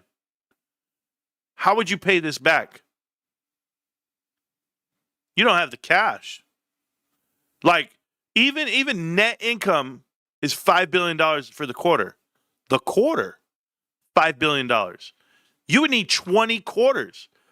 What is that, 5 years? 5 years of profit and not spend any and not take it, but you're paying interest already. I don't know. Who did this? This is not good. I know they probably think it's good. Somebody's out there going to try to tell me it's good. I'm like, yo, Marantz, it's good, bro. I'm willing to bet it's not. You know how I know it's not? Because the current assets on this, even the cash with 19 billion, which naturally usually stays at 10, right? They're usually at 10, 10, 10, 10, 10, 10, whatever. But even at 19 billion, that's just an extra 10 billion. Their current assets are usually $10 billion less than that. So they're usually $24 billion. Their current liabilities, look at this, $37 billion. That means you literally are upside down in your company. You are upside down, guys. You think about how bad the number was when it was 24, 10 less, compared to the 39. That's bad. That's bad. It's still bad. You're not paying your bills, and you can't do it. Unearned revenue is shrank from 12 billion to 9. Whatever they want to call it, bros. Whatever they want to call it. I'm a firm believer in this. I think Oracle is a terrible setup. Extreme value. Extreme value. No way. No way.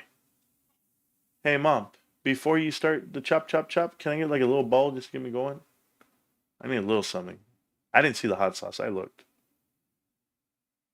Love you. Okay, I love you. Okay. Mom said it's there. It's there, bros. I looked everywhere. Tapatio versus Sriracha with ceviche. Go. I have Sriracha. Do we have Sriracha? Is that what that is? We have Sriracha, and then we have Tapatio. He's saying I should try the Sriracha. I mean, I could try it for like half a bowl. Get some good. Try it with Bob's for that matter. Yeah, I'm gonna try it with Bob's. I'm gonna try it with everything. I don't know, my ears itching. Okay, anyway. Yeah, 100 billion, dude. Did I say 100 million? I apologize. I meant 100 billion. That's bad. It's $100 billion, guys. I can't. Oh God, Oracle. Yeah, not for me. Not for me. We're gonna do a refresher. Refresher. Here we go. Refresher. Only down 51% this year. AMC. Year to date. In the last 5 years, down 92%. But not from the peak of it all. From the peak of it all, I mean, give me a damn break, people.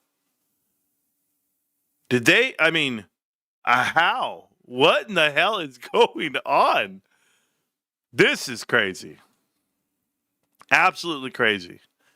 Shares outstanding, 512 million.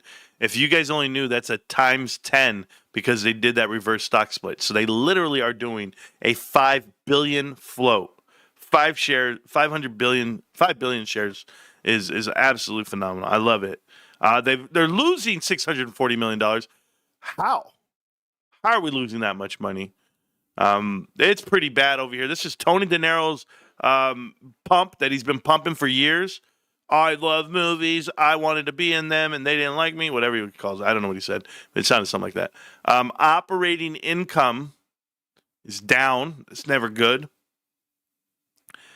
But gross profit, 200 million. I mean, I don't know how they expect to make a profit here in quarter one and when they broke flush, but SG&A, operating expenses, operating income came in at 35 million. But this is why no matter what they do, this $100 million nightmare, you cannot get rid of the debt. That's a death spiral. It's happening, and you can do nothing about it. So after taxes, all the losses, they're losing $298 million for the quarter. And they only lost 4.7, but that was because that's like Christmas to movie theaters right there, quarter two. But they're still going to lose hundreds of millions of dollars. And it's not cool considering the float used to be 219 million shares. Just a couple of years ago, you're already at 513, and you're still going up. So share change has been going up 41% from quarter to quarter. That's not cool. That is not cool. Anyway, here's your margins. You can't operate. You can't win on 15%.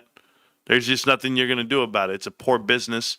That's gross margin, ops margin 2%, profit margin -22. They don't make a profit, and free cash flow is dog shit because that's what Adam Aron is, the CEO and chairman of the board for AMC movie theaters. Now, cash. That cash has been burning, and it's going to keep burning. They used to have $800 million. Now they're at $300 million, and it's down, and it can't go back up. Their current assets are $619 million. Be embarrassed for them. I am. So, current asset at that, total current liabilities, 1.6. They're upside down almost 3x on liabilities. They can't pay their liabilities. Total assets right here, 4.6 billion, not good for them. This goodwill I said years ago would burn off. It's still there. You better take it up with some type of auditor because there's no way that holds value overseas and or in the U.S. But I'll let it happen when it happens. It's gonna be a nightmare. I remember when they used to have 10 to 12 or whatever it was. They're at $8 billion on total assets. That's why private equity's here. This is why all the leeches are here because $8 billion on a market cap of one. If I'm not mistaken, is it one? What's the market cap? Market cap of not even $1 billion. Not even $1 billion, and they deserve it. That's how bad it is. But I will tell you this. They have assets of $8 billion. their liabilities right here. I told you they could never get rid of it.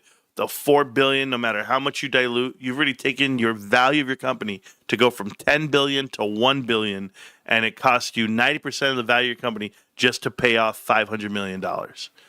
That's the truth. Whenever somebody wants to tell you something, it took you from here, 4.5 to 3.9 or 4 flat, however you want to look at it, and they couldn't even do that because it's not possible what they're trying to do.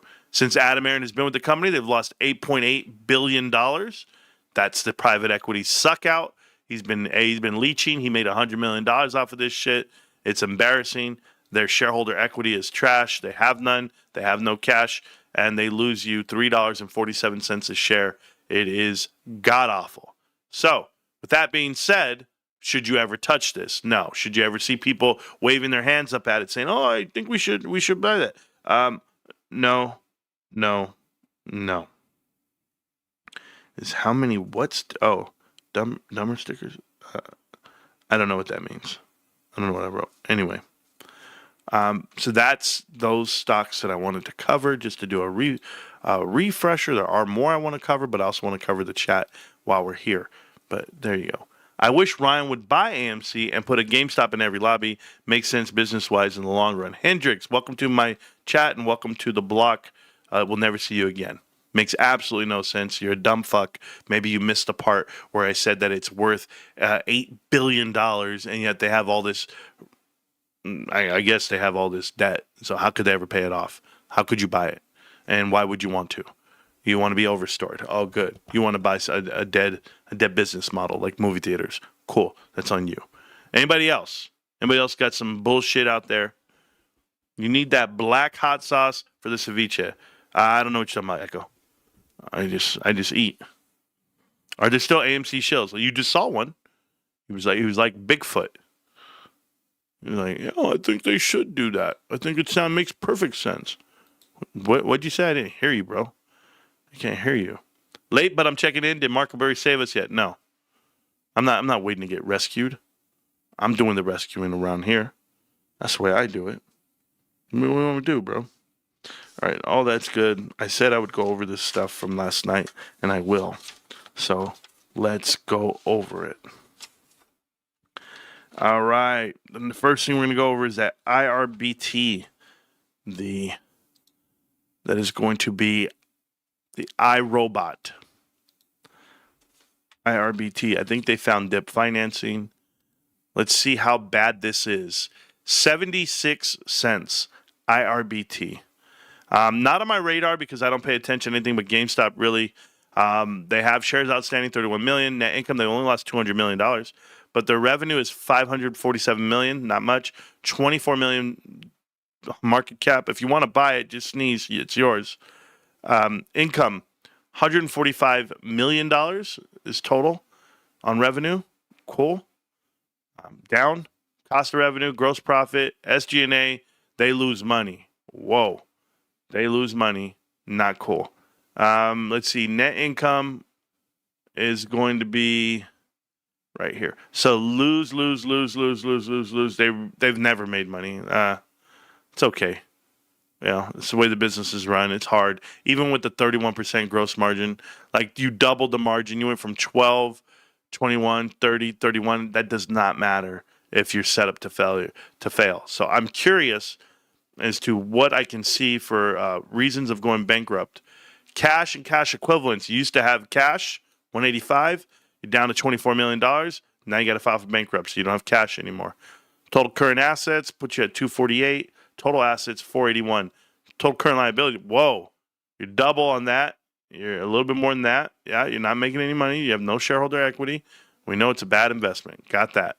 Okay, got you. But that's not where the story ends. Never ends there.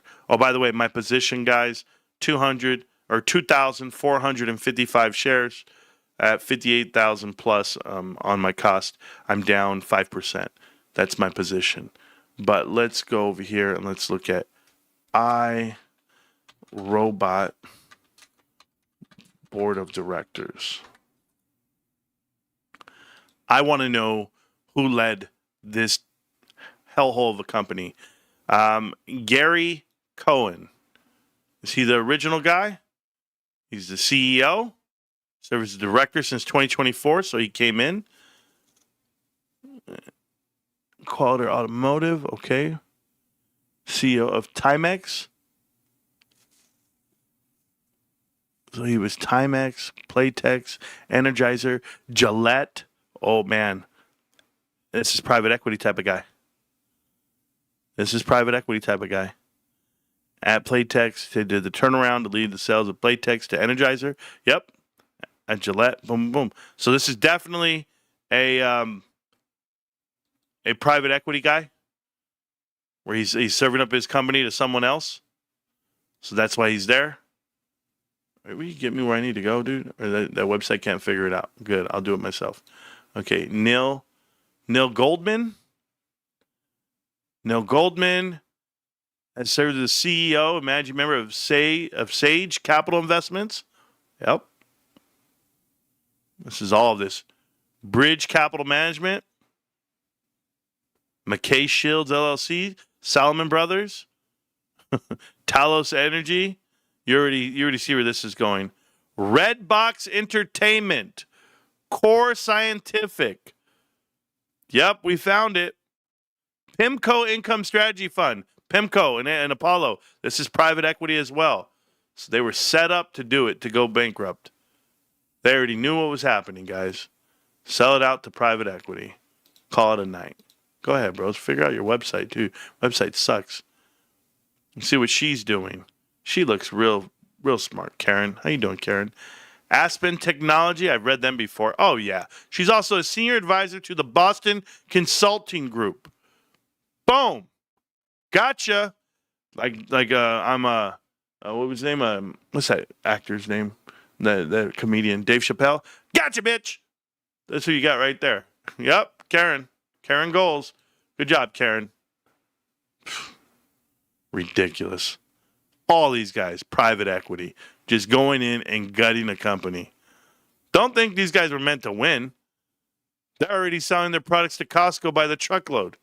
This guy's a Canadian-based AWZ Ventures. Yeah, we believe you, Michael. Yeah. You always know these dudes who don't get enough sun. They always look like they're surprised to see the camera.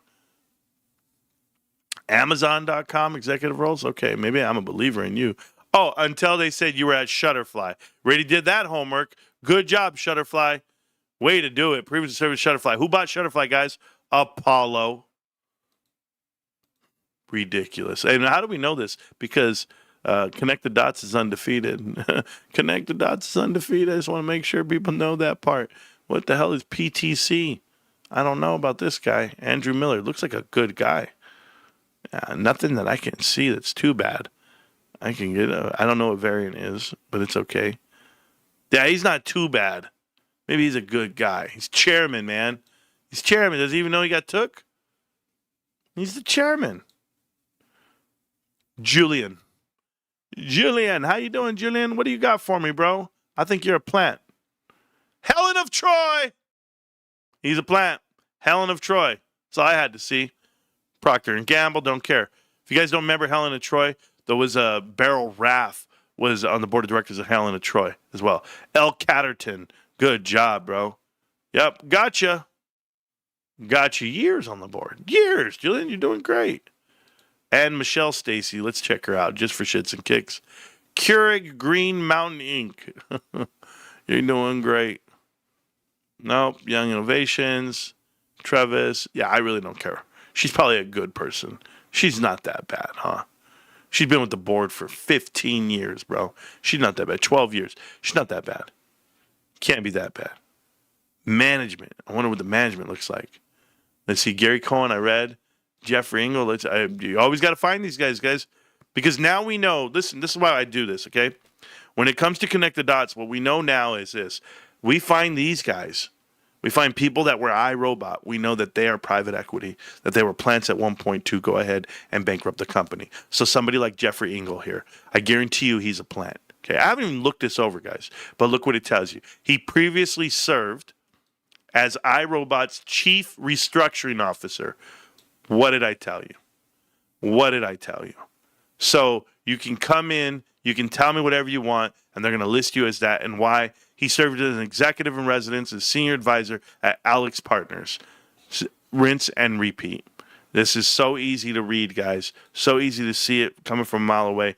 Does he really have experience doing anything? This guy was a board member at West Point Stevens and Icon Enterprises. Yeah, there you go. It's plain as day. You can see the bankruptcies coming, and I hope you guys pay attention. So that's why I look it up. This was announced yesterday. It's not like I'm doing all this work previously. No, I wanted to go see it for myself. I had no idea. I hadn't been here yet. She didn't look too bad on the sheet. Jean. Is that how you say it, Jean? Jean-Claude Van Damme. Jean, you a good fighter? I'm a good dancer and a fighter. I could kick anybody's ass. That's Jean-Claude Van Damme. I don't know if you guys know him. Chief Human Resources Officer. You just got there. Cool. You've been there. You're a good person. Not bad. Good person, Jules. I'm sorry. I'm sad to see your company go bankrupt and go private. They went bankrupt and private. That's what they did. Let's see what we got here. This is easy. Securities matters. What is he doing? Compliance. Kevin was a partner at Outside GC, a Boston-based law firm where they advise commercial. And oh yeah, so you just got there in January and you're already doing M&A work. Oh man, what a guy! What a guy! Yeah, I think we're gonna hire you to do this. Okay, and this guy is I mean, you don't need much more plants. You already have them all. Yeah, cool, bro. Barry's responsible for the company's overall product strategy. Good job. Good job, Barry. Anybody want to answer to this? Why these guys lost all this money? Jokers. Next company that I would be looking up today was going to be, well, I know FedEx and Nike have their earnings on Thursday, so pay attention for that, guys. Get ready for it. Even Darden Restaurants and CarMax. That's on Thursday. I did that one, talked about that. John Kelly at Arby's. I got to look him up. Maybe, and then Denise Dresser at OpenAI. Okay, so let's do Denise Dresser. Yeah, let's look her up first. Let's see. They just hired her as a chief revenue officer. Isn't that crazy? They need a chief revenue officer. Are they hard up for money? I need to know what's going on over here. Most recently served as the CEO of Slack. Prior to Slack, she was with Salesforce. Whoa. Slack.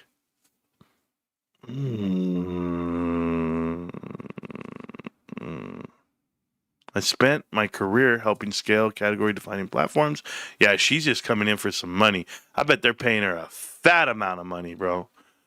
Oh, yeah. That's crazy.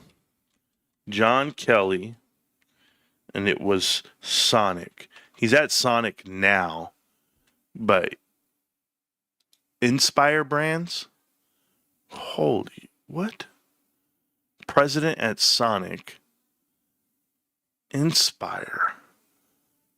So that's Sonic. He's from Arby's before. He's back. They put him back over here on the board. He was he was an operations consultant for McDonald's. Okay, this guy's just raking it in. All right, play your part. You're fine, John Kelly. Nothing too bad. I didn't know. Now I did see that the jobs numbers came out. I think that's all I had to look up. We're good. I was just trying to finish off my show from yesterday.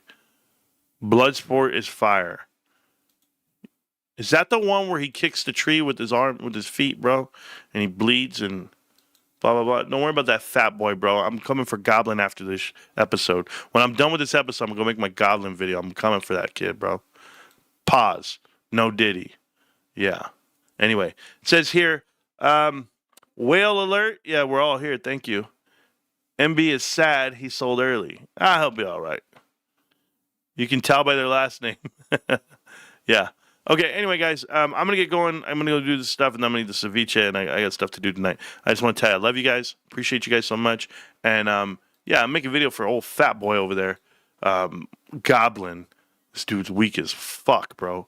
Anyway, GameStop. Can't stop, won't stop, GameStop. I love you guys. Thank you for everything. And you know where to find me. I'm on YouTube. and I'm doing my thing. Marantz Rantz. Peace.